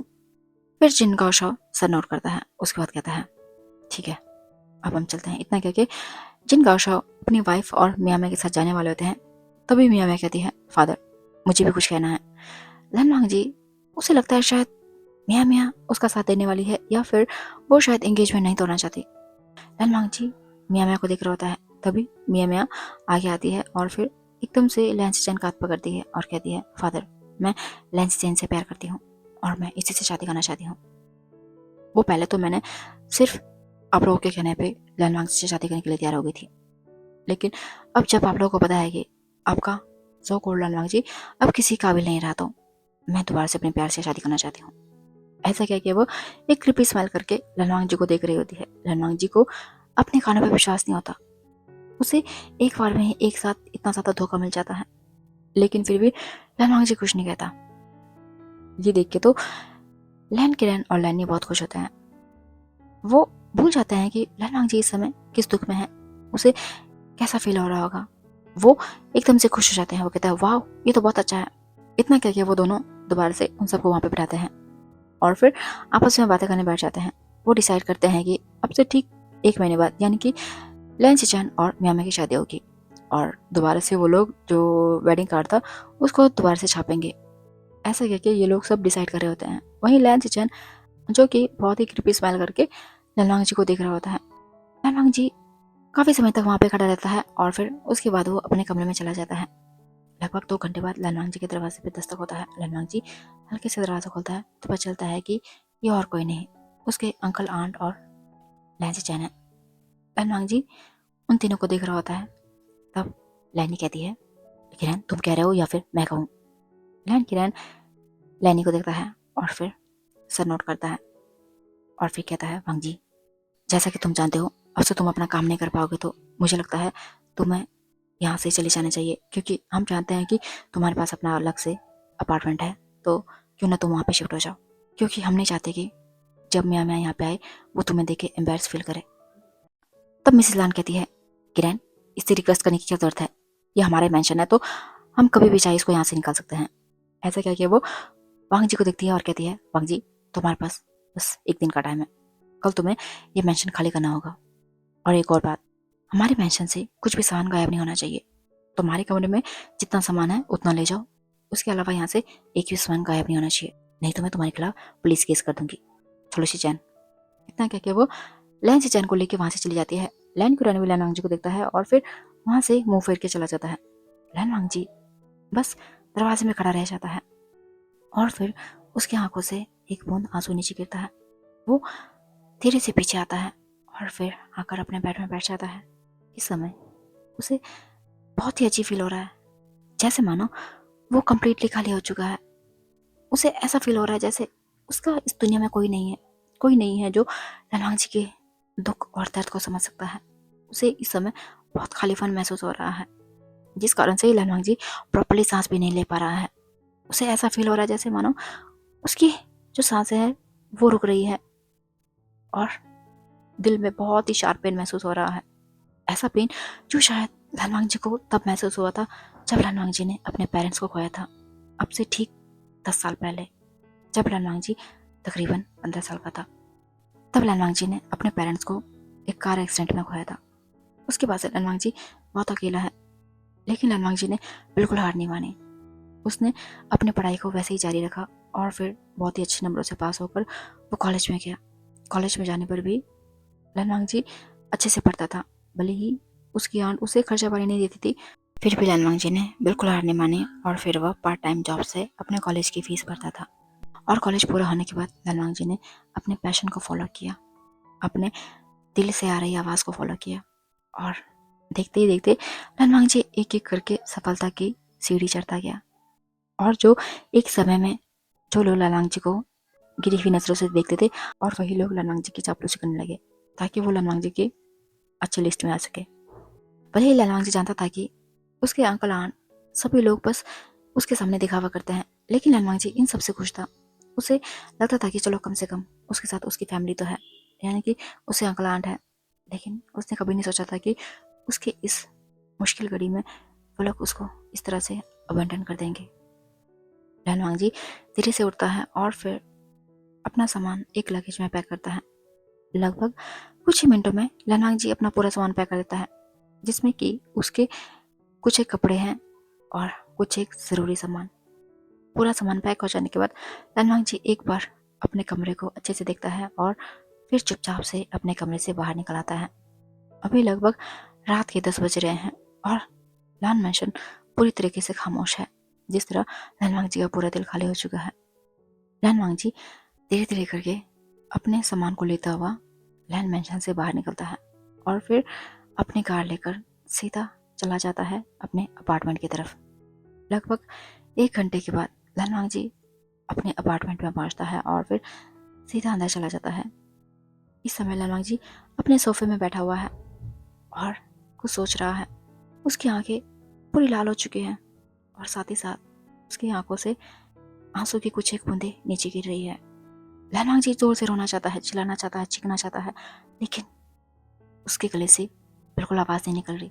ऐसा लगता है मानो जैसे कि किसी ने उसके गले को बहुत जोर से दबाया हुआ है और साथ ही साथ उसके दिल को बहुत ही कसकर दबाया हुआ है। उसे अपने सीने में बहुत ही भारी भरकम सा बोझ महसूस हो रहा है, जिसे शायद लनवांग जी निकाल कर फेंकना चाहता है, लेकिन लनवांग जी चाहकर भी उस बोझ को नहीं फेंक पा रहा है। कुछ देर ऐसे बैठने के बाद लनवांग जी उठता है और फिर अपने अपार्टमेंट के एक कमरे में जाता है। तो हम देखते हैं कि ये कमरा लनवांग जी के पूरे पेंटिंग से भरा हुआ है। तभी लनवांग जी एक खाली कैनवस के पास जाता है और फिर ब्रश उठाकर कुछ बनाने की कोशिश करता है, लेकिन लनवांग जी जितनी बार भी वो कोशिश करता वो ब्रश उसके हाथ से फिसलते जाता है, यानी कि लनवांग जी अपनी ग्रिप उस पर बना नहीं पा रहा था। ये देख के लनवांग जी बहुत ज़्यादा फ्रस्ट्रेट हो जाता है। वो बार बार उस ब्रश को अपने हाथ में लेता है और कुछ बनाने की कोशिश करता है, लेकिन हर बार उसकी कोशिश नाकाम हो जाती है, जो देखकर लनवांग जी अब उसकी आंखों से आंसू बिल्कुल नहीं रुकते। लनवांग जी अपने हाथों से कैनवास को नीचे धकेलता है और फिर सीधा अपने घुटनों के बल नीचे बैठ जाता है और फिर अपने दोनों हाथों को अपने फेस के सामने रखता है और जोर जोर से रोता है और फिर कहता है, क्यों क्यों सब मेरे साथ ही ऐसा क्यों होता है? जिस भी चीज़ को मैं दिल से चाहता हूँ या फिर जो चीज़ मेरे दिल के सबसे करीब होती है वही मुझसे दूर क्यों छीन जाती है? सबसे पहले भगवान ने मेरे माँ बाबा को मुझसे छीन लिया। उनके जाने के बाद जब मैंने अपने पैशन को अपना सब कुछ बनाया तो उनसे ये भी देखा नहीं गया और उन्होंने मुझसे मेरा पैशन, मेरा जुनून और मेरा सेल्फ वही मुझसे छीन लिया।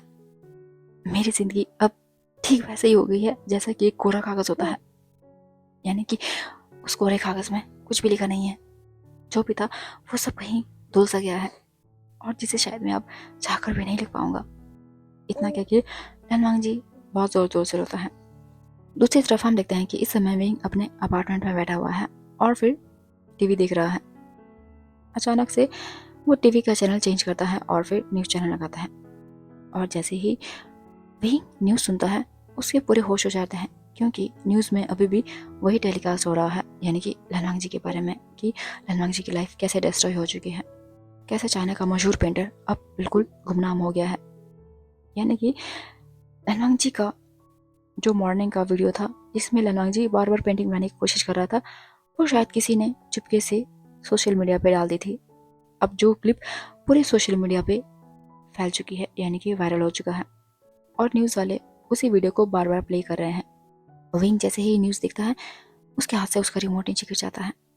वो एकदम से पैनिक करने लगता है और उसे अचानक से लनवांग जी की याद आती है। वो आप देखता है ना था सीधा अपने अपार्टमेंट से निकलता है और फिर जाते हुए लनवांग जी को कॉल कर रहा होता है, लेकिन लनवांग जी इस समय बहुत दुख में है, जिस कारण से उसे पता ही नहीं चलता कि उसके फ़ोन में कंटिन्यू कॉल आ रहा है। विंग लनवांग जी को लगभग 10 से ज़्यादा बार कॉल करता है, लेकिन लनवांग जी कॉल रिसीव नहीं करता, जो देखकर विंग को और ज़्यादा घबराहट महसूस होती है।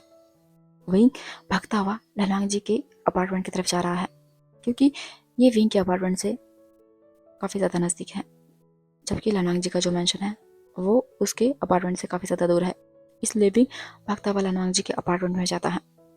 लगभग आधे घंटे में विंग लनवांग जी के अपार्टमेंट के बाहर होता है और वो बहुत जोर जोर से हाँफ रहा होता है। विंग बेल बजाता है, लेकिन लनवांग जी दरवाज़ा नहीं खोलता। इस समय विंग की दिल की धड़कन बहुत फास्ट है। उसे पता नहीं, मन में बहुत अजीब लग रहा है और ऐसा लग रहा है कि कहीं कुछ गलत होने वाला है। विंग कई बार दरवाजे का बेल बजाता है, लेकिन लनवांग जी फिर भी दरवाज़ा नहीं खोलता। तब विंग दरवाजे को हल्के से खींचता है तो उसे पता चलता है कि दरवाज़ा खुला है। तब विंग सीधा अपार्टमेंट के अंदर आता है तो वो देखता है कि यह अपार्टमेंट काफ़ी खाली है, लेकिन वहीं साइड में लनवांग जी का लगेज है। फिर विंग सीधा अंदर भागता हुआ आता है और एक ही कमरे में लनवांग जी को देखता है। फिर विंग सीधा पहुंच जाता है लनवांग जी के उसी रूम में जहाँ पे कि बहुत सारे पेंटिंग्स रखे गए हैं। तभी विंग देखता है उन्हीं पेंटिंग्स के बीच में लनवांग जी अपने घुटनों के बल बैठा हुआ है और उसके दोनों हाथ उसके फेस के सामने हैं। विंग भाग के लनवांग जी के पास आता है और फिर उसके कंधे पे हाथ रखता है और कहता है, लंजा। और लनवांग जी जैसे ही किसी के हाथ अपने कंधे पे महसूस करता है तो वो अपने हाथों को अपने फेस से हटाता है और फिर सामने देखता है। इस समय लनवांग जी की आँख पूरी तरीके से लाल हो चुकी है और आंखें भी काफ़ी ज़्यादा स्वलन हो चुकी हैं। वो विंग को जोर से हक करता है और विंग भी लनवांग जी को हक बैक करता है। और कुछ ही मिनटों में विंग महसूस करता है कि विंग का जो शर्ट है वो धीरे धीरे गीला हो रहा है, यानी कि लनवांग जी रो रहा था। बेशक उसकी रोने की आवाज़ विंग तक नहीं सुनाई दे रही, लेकिन फिर भी विंग महसूस कर सकता है कि लनवांग जी सिसकियाँ ले रहा है। लनवांग जी के साथ साथ विंग भी काफ़ी देर तक ऐसे ही रोता है और लगभग 15 मिनट बाद लनवांग जी विंग से हल्के से अलग होता है और फिर विंग को देखता है और कहता है, क्या तुम भी चले जाओगे मुझे छोड़ के? वही जैसे ही लनवांग जी के मुंह से ये सुनता है वो एकदम से अपना सर हिलाता है और कहता है, नहीं, मैंने तुम्हें कहा था ना कि मैं हमेशा तुम्हारे साथ रहूंगा, चाहे तुम किसी भी सिचुएशन में क्यों ना हो। मुझे इस चीज़ से फ़र्क नहीं पड़ता कि तुम पेंट कर सकते हो या फिर नहीं, या फिर तुम अमीर हो या फिर गरीब हो, मुझे किसी भी चीज़ से कोई फ़र्क नहीं पड़ता। मुझे फ़र्क पड़ता है तो सिर्फ वो है तुम्हारे साथ से। मैं हमेशा तुम्हारे साथ रहना चाहता हूँ। ऐसा कहके विंग लनवांग जी के करीब आता है और फिर उसके दोनों हाथों को पकड़ता है और कहता है, लंजा, मैं तुमसे कुछ कहना चाहता हूँ। आई नो कि ये समय सही नहीं है उन चीज़ों के लिए या फिर उन बातों के लिए, लेकिन फिर भी मैं तुमसे कुछ कहना चाहता हूँ। लनवांग जी विंग को देख रहा होता है, तब विंग लनवांग जी के हाथों को स्क्वीज करता है और कहता है, दरअसल मैं तुमसे बहुत प्यार करता हूँ और मैं चाहता हूँ कि मैं तुम्हारे साथ रहूँ। क्या तुम मुझे अपनाओगे? प्लीज़ तुम ये मत सोचना कि मैं तुम्हारे इस कंडीशन का फ़ायदा उठा रहा हूँ या फिर बस एडवांटेज ले रहा हूँ। ऐसा कुछ नहीं है। मैं सच में तुम्हें बहुत प्यार करता हूँ और मैं नहीं चाहता कि तुम अकेले रहो। और मैं तुमसे ये भी नहीं कहता कि तुम मुझे हाँ कह दो, बस तुम मेरे साथ रहो। मैं तुम्हें ज़िंदगी की हर वो खुशी देना चाहता हूँ जिसको तुम डिजर्व करते हो। प्लीज़ लंजा, क्या तुम मुझे मौका दोगे? ऐसा कहके विंग लनवांग जी को अपने आंसू भरी नज़रों से देख रहा होता है।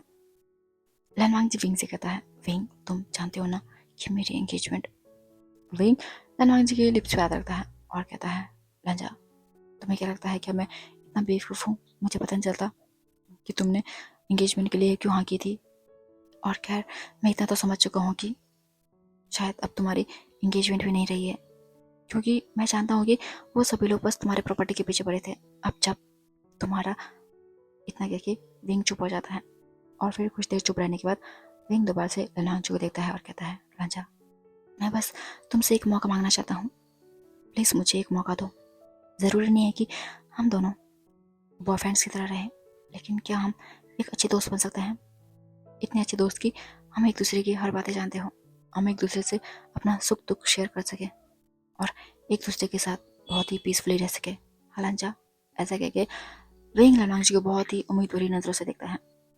इस समय लनवांग जी वो बहुत ही हार्ट ब्रोकन हो चुका है और उसे विंग की बात है ऐसा लग रहा है जैसे मानो वो उसके दिल को धीरे धीरे हील कर रहे हों। लनवांग जी हल्के से सर नोट करता है और फिर कहता है, ठीक है। लनवांग जी का इतना सुनते ही विंग लनवांग से कहता है, ठीक है तो चलो उठो, जल्दी उठो यहाँ से। लनवांग जी विंग को दोबारा से हैरानी से देखता है तो कहता है क्यों विंग? विंग कहता है क्या क्यों? मुझे पता है तुमने खाना नहीं खाया होगा, चलो मैं खाना बनाता हूँ। इतना क्या कि विंग लालवांग जी को जबरदस्ती उठाता है और फिर उसे वहाँ से बाहर ले आता है और फिर उसको हॉल एरिया में बिठा देता है और कहता है तुम यहाँ पे बैठो, मैं खाना बना के लाता हूँ। इतना क्या कि विंग फटाफट जाता है और अपने और लालवांग जी के लिए सिंपल सा एक नूडल बना के लाता है।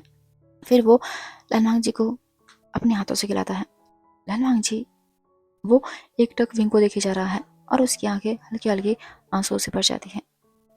विंग जब ये महसूस करता है वो लालवांग जी के आंसू पोंछता है और कहता है लंजा तुम रो क्यों रहे हो? वैसे भी अब तो हम दोनों दोस्त हो गए ना, तो अब हमारा तो बॉस और एम्प्लॉय वाला भी रिश्ता नहीं है। अब तुम मुझसे कुछ भी शेयर कर सकते हो।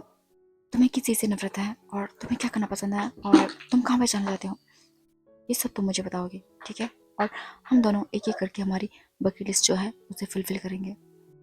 लालवांग जी विंग की बातें सुनकर हल्का सा स्माइल करता है और कहता है ठीक है। लगभग 10 मिनट में लालवांग जी और विंग अपना नूडल खत्म करते हैं और फिर उसके बाद दोनों सोफे में बैठ जाते हैं। उसके बाद विंग लालवांग जी को तरह तरह के क्वेश्चन पूछता है कि उसे कहाँ जाना है, उसे क्या पसंद है, उसे खाली टाइम में क्या करना पसंद है।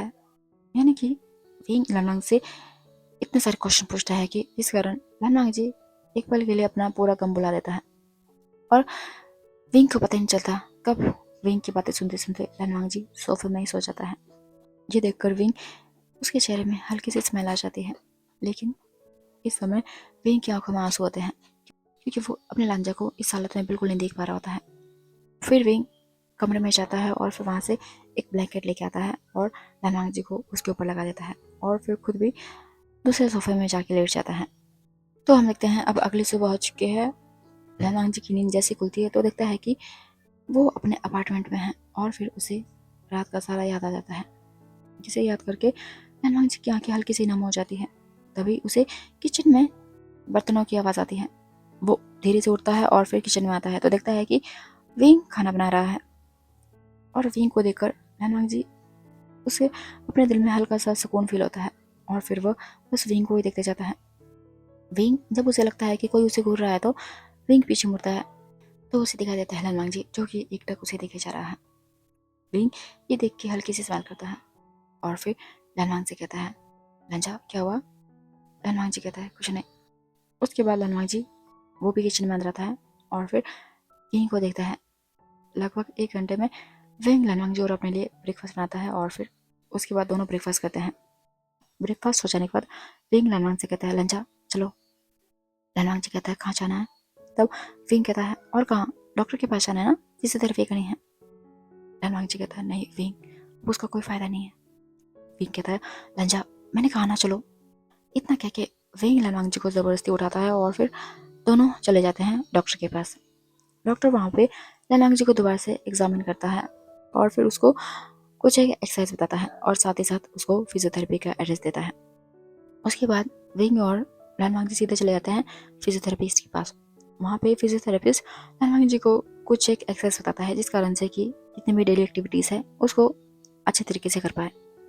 तो हम देखते हैं कि विंग हर दिन लालवांग जी को फिजियोथेरेपिस्ट के पास ले जाता है।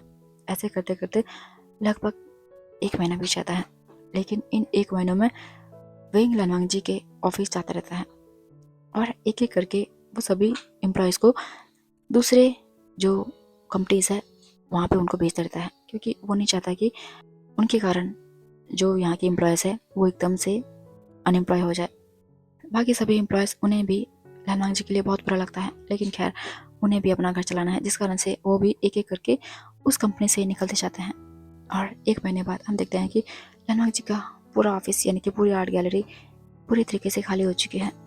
इस समय केवल विंग और लालवांग जी उस ऑफिस में खड़े हुए हैं और लालवांग जी की आंख पूरी आंसुओं से भर चुकी है। तब विंग लालवांग से कहता है लंजा तुम रो मत, कोई बात नहीं, हम और तुम कुछ और काम कर लेंगे। लालवांग जी विंग को देखता है और कहता है उसके बाद लालवांग जी और विंग उस आर्ट गैलरी से बाहर निकलते हैं और फिर उसको हमेशा के लिए बंद कर देते हैं, यानी कि उसमें लॉक लगा देते हैं। फिलहाल लालवांग जी ने अपना ये आर्ट गैलरी किसी को नहीं दिया, ना ही तो किराए पे और ना ही उसे अभी बेचा है। और फिर उसके बाद वो दोनों आ जाते हैं दोबारा से लालवांग जी के अपार्टमेंट में। अपार्टमेंट में अंदर आते ही लनवांग जी विंग के हाथों को कस के पकड़ता है और कहता है, विंग, मुझे लगता है अब तुम्हें भी अपने करियर में ध्यान देना चाहिए। कब तक तुम मुझे देखते रहोगे? लेकिन ऐसा कहते हुए लनवांग जी को अपने दिल में काफी दर्द हो रहा होता है। विंग लनवांग जी को देखता है और कहता है, लंजा, मैंने कहा है ना कि मैं हमेशा तुम्हारे साथ रहूंगा, चाहे समय हमारे साथ हो या फिर ना, मुझे इससे कोई फर्क नहीं पड़ता। मुझे बस फर्क पड़ता है तो तुमसे और तुम्हारे साथ से। ऐसा कह के विंग स्माइल करता है। लनवांग जी बस विंग की स्माइल को देखता रहता है। तो हम देखते हैं अब ऐसे ही लनवांग जी और विंग के समय बीते जाते हैं और विंग ने साथ ही साथ अपना पार्ट टाइम जॉब स्टार्ट कर दिया है। उसने एक कंपनी में जॉब ढूंढा है जो कि शायद डिज़ाइन से रिलेटेड है, तो वो अपना पार्ट टाइम काम करता है। लेकिन इसी के साथ साथ विंग लनवांग जी का पूरा ख्याल रखता है, यानी कि वो टाइमली उसको फिजियोथेरेपिस्ट के पास ले जाता है और साथ ही साथ खुद भी उसकी एक्सरसाइज वगैरह कर देता है, जिस कारण से लनवांग जी काफ़ी हद तक जो काम है वो कर पाता है। यानी कि जैसे अगर कुछ लिखना हो या फिर छोटा मोटा ड्राइंग करना हो तो वो लनवांग जी कर पाता है, लेकिन इतना नहीं जितना कि वो पहले कर पाता था। यानी कि ज़्यादा बारीकी वाला काम लनवांग जी से अब भी नहीं हो पाता। तभी एक दिन लनवांग जी और विंग किचन में होते हैं और विंग खाना बना रहा होता है। तब लनवांग जी विंग से कहता है, रुको विंग, मैं करता हूँ। इतना कहकर लनवांग जी खाना बनाने लगता है। तब विंग देखता है कि लनवांग जी बहुत ही अच्छे तरीके से और बहुत ही ग्रेसफुली खाना बना रहा है। यानी कि जिस काम को करने के लिए विंग को 10 मिनट लगते हैं, वही काम लनवांग जी 1 मिनट में कर रहा है। यानी कि जिस तरह से लनवांग जी सब्जियों को चॉप करता है, उनको काटता है, वो बहुत ही अच्छे तरीके से करता है। ये देख के विंग कुछ सोचता है और फिर एक स्माइल करता है। तब विंग कहता है, लंजा, तुम तो इतना अच्छा खाना बना लेते हो, तो अब से ना खाना तुम ही बनाओगे और साथ ही साथ तुम मुझे सिखाओगे। लनवांग जी कहता है, ठीक है। तो हम लगते हैं अब से विंग ने खाना बनाने का सारा काम लनवांग जी को दे दिया है। लेकिन एक बात स्टैंड है कि विंग लनवांग जी को खाना बनाते टाइम उसका वीडियो बनाता है। तब लनवांग जी विंग से कहता है, तुम ऐसा क्यों कर रहे हो? तो विंग कहता है, ओफो लंजा, अगर मैं भूल जाऊंगा कि खाना कैसे बनाना है तो मैं ये वीडियो देख के बना सकता हूँ ना। लनवांग जी सर नोट करता है और फिर विंग को इंस्ट्रक्शन देते जाता है कि अब खाने में क्या क्या करना है, क्या क्या ऐड करना है, सब कुछ बताते जाता है। ऐसे करते करते लगभग 6 महीने बीत जाते हैं। तभी एक दिन लनवांग जी अपने कमरे में बैठा होता है। विंग भाग भाग के उसके पास आता है और कहता है, लंजा। लनवांग जी देख पाता है कि विंग बहुत खुश है, उसके चेहरे में खुशी अलग से दिखाई दे रही है। तब लनवांग जी कहता है, हाँ विंग, क्या हुआ? तब विंग कहता है, रुको। इतना कह के विंग भाग के आता है लनवांग जी के पास और उसको जोर से करता है, जिस कारण से लनवांग जी और विंग दोनों बैलेंस नहीं बना पाते और सीधा लनवांग जी के बेड में गिर जाते हैं। और अचानक से उन दोनों के बीच में एक किस हो जाता है। यानी कि इस समय विंग की लिप्स लनवांग जी की लिप्स के ऊपर है और जैसे ही ये दोनों एक दूसरे की लिप्स को महसूस करते हैं, उन दोनों की आंखें बड़ी हो जाती है और कुछ देर तक ऐसे ही करने के बाद विंग एकदम से लनवांग जी के ऊपर से उठता है और कहता है, आई एम सॉरी, मैं ये नहीं करना चाहता था। ऐसे कहके विंग उस कमरे से भाग जाता है। लनवांग जी अपनी जगह में उठता है और फिर अपने लिप्स पे अपने हाथ रखता है और एक हल्की सी स्माइल करता है। उसके बाद लनवांग जी अपने कमरे से बाहर निकलता है तो दिखता है कि विंग हॉल एरिया में बैठा हुआ है और कंटिन्यू अपने हाथ को मलता जा रहा है। लनवांग जी विंग के पास आके बैठ जाता है और कहता है, वैसे तुम क्या बताने वाले थे? तभी विंग को कुछ याद आता है। वो कहता है, हाँ लंजा, मैं तो बताना ही भूल गया। रुको। इतना कहके विंग अपना फोन निकालता है और फिर अपने फोन में कुछ सर्च करता है। अवेलेबल विंग लनवांग जी को अपना फोन दिखाता है तो दिखता है कि ये एक शायद यूट्यूब चैनल है और उसमें शायद कुकिंग से रिलेटेड वीडियो है। लनवांग जी कहता है, हाँ तो क्या हुआ इसका? विंग लनवांग से कहता है, लंजा, नाम देखो इस पे। लनवांग जी नाम पढ़ता है तो उसमें लिखा होता है, secret recipe of Lan. Lan Wangji विंग को दिखता है और कहता है, हाँ तो क्या हुआ? तब विंग अपने सर पे हाथ मारता है और फिर कहता है, रुको। फिर वह एक वीडियो प्ले करता है। तब लनवांग जी देखता है कि ये जो पर्सन खाना बना रहा है ये शायद लनवांग जी जैसा दिखता है। लेकिन अगले ही पल लनवांग जी की आंखें बड़ी हो जाती है क्योंकि ये पर्सन और कोई नहीं, वो लनवांग जी ही है और शूट करने वाला वो और कोई नहीं, विंग है। वो विंग से कहता है, विंग, ये क्या है? तो तुमने इसे यहाँ पे कब डाला? विंग लनवांग जी को देखता है और फिर अपने दोनों कानों को पकड़ता है और कहता है, लंजा सॉरी, लगभग 6 महीने हो गए तुम्हारा यूट्यूब चैनल खोले हुए। जब भी तुम नया डिश बनाते थे मैं हमेशा वीडियो यहाँ पे डालता था, तो प्लीज़ मुझे माफ़ कर दो। लनवांग जी विंग को देखता है और फिर उसके हाथों को पकड़ता है और कहता है तुम्हें माफी मांगने की कोई जरूरत नहीं है। इतना करके लनवांग जी विंग को देखता है तो विंग कहता है वैसे तुम जानते हो इसमें तुम्हारे काफ़ी ज़्यादा सब्सक्राइबर हो चुके हैं और ऐसे ही सब्सक्राइबर बढ़ते रहे तो तुम्हें लांचा बहुत जल्द ब्रांड प्रमोशंस मिलेंगे और तुम बहुत बड़े आदमी बन जाओगे, ठीक है।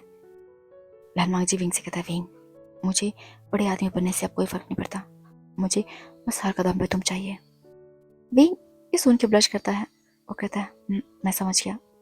उसके बाद विंग लनवांग से कहता है लांचा लेकिन देखो तुम्हारा यूट्यूब का सारा काम मैं ही देखता था और मेरा काम बहुत ज़्यादा बढ़ जाता है, अब से तुम अपना यूट्यूब का काम खुद देखो, मेरे पास बहुत सारे काम हैं, ठीक है। लनवांग जी स्माइल करता है और कहता है ठीक है। तो अब से लनवांग जी और विंग का जो लाइफ था एक अलग तरह से टर्न ले चुका था, यानी कि विंग अब अपने पार्ट टाइम जॉब के साथ साथ लनवांग जी को उसके यूट्यूब वीडियो बनाने में भी हेल्प करता है। स्टार्टिंग में लनवांग जी को वीडियो बनाने में बहुत ही ऑकवर्ड सा फील होता है, लेकिन विंग हर बार लनवांग जी को मोटिवेट करता है और समय के साथ साथ लनवांग जी भी अब और ज़्यादा कंफर्टेबल होता जाता है, जिस कारण से अब लनवांग जी को वीडियो बनाने में और लाइव आने में इतना ज़्यादा प्रॉब्लम नहीं आता।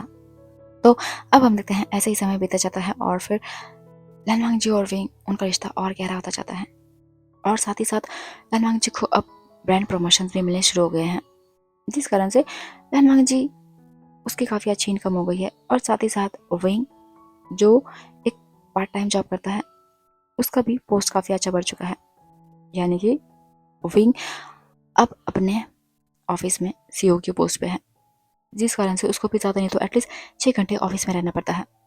लेकिन इन सब के बावजूद लनवांग जी और विंग एक दूसरे के लिए टाइम निकाल ही लेते हैं।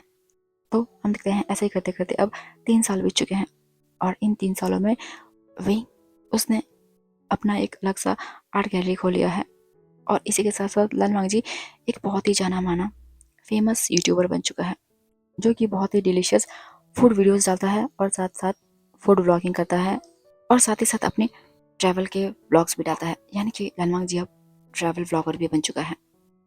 उसे देश दुनिया घूमना बहुत पसंद है और साथ ही साथ वो एक जाना माना सोशल मीडिया इन्फ्लुएंसर बन चुका है, जिसकी हर जगह पे डिमांड है। बड़े बड़े ब्रांड उसके साथ कोलैब करने के लिए अब तरसते हैं, यानी कि लनवांग जी अब चाइना का दोबारा से एक जाना माना हस्ती बन चुका है। और इसी के साथ साथ लनवांग जी के हैंडसम होने के कारण उसे कई बार मॉडलिंग के भी ऑफर आते हैं, लेकिन लनवांग जी को खैर मॉडलिंग में कोई इंटरेस्ट नहीं है, इसीलिए वो उन्हें मना कर देता है। लेकिन इससे लनवांग जी के फैन फॉलोइंग पे कोई असर नहीं पड़ता।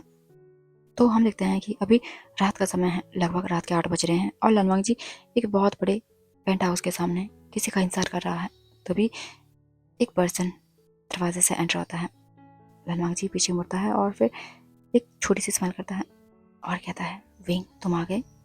विंग स्माइल करता हुआ लनवांग जी को देखता है और कहता है हाँ वैसे लंजा आज कुछ खास है। लनवांग जी सर नोट करता है और फिर अपना हाथ आगे करता है। विंग अपना हाथ लनवांग जी के हाथ में रखता है। फिर लनवांग जी विंग को लेके जाता है एक टेबल के पास, उसको प्यार से बिठाता है और फिर अपने और विंग के लिए वाइन सर्व करता है। विंग वाइन का ग्लास लेता है और फिर उसे पीता है। वाइन हो जाने के बाद लनवांग जी विंग के लिए खाना सर्व करता है।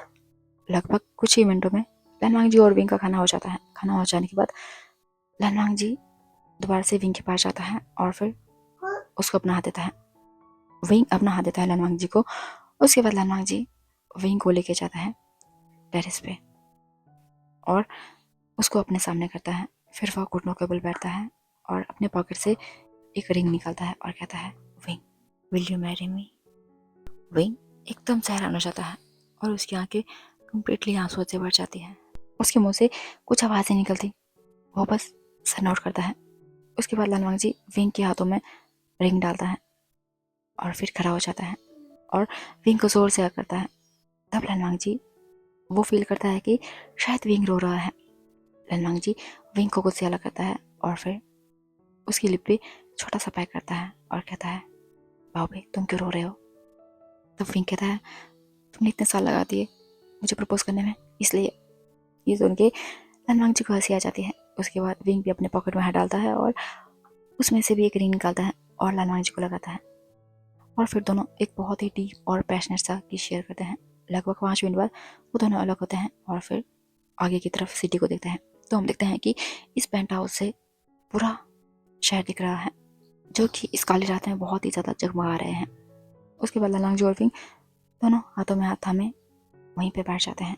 काफ़ी देर बैठने के बाद ललांगजी विंग दोनों अंदर आते हैं और फिर अंदर आके ललांगजी विंग से कहता है, विंग तुम जानती हो मैं तुमसे अभी से नहीं कॉलेज टाइम से प्यार करता हूँ। विंग ये सुन के हैरान हो जाता है। वो कहता है मतलब? तब हम देखते हैं फ्लैशबैक में हम देखते हैं कि एक्चुअल में ललांगजी वो भी विंग को कॉलेज टाइम से प्यार करता था, लेकिन ललांगजी को लगता था कि विंग एक स्टेट गाय है और साथ ही साथ उसे अपने घर के हालात भी पता थे। इसीलिए ललांगजी ने कभी भी विंग को प्रपोज नहीं किया था। लेकिन जैसे ही विंग का कॉलेज पूरा हुआ और उसने ललांगजी के ऑफिस में एज अ असिस्टेंट पोस्ट के लिए अप्लाई किया, ललांगजी बहुत खुश हो जाता है और फिर उसको वहाँ पे एज अ एम्प्लॉय रखता है। अब ललांगजी हर दिन विंग को देखता है और विंग को देखकर ललांगजी हर दिन बहुत ही अच्छा फील करता है।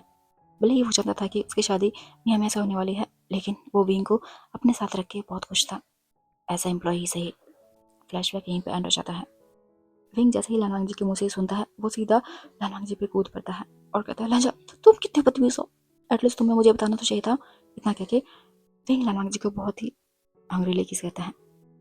ललांगजी भी विंग को किस बैक करता है और फिर धीरे धीरे वो दोनों एक दूसरे के कपड़े निकालते हैं और कुछ मिनटों में उनका एवरी मीन्स एवरी शुरू हो जाता है।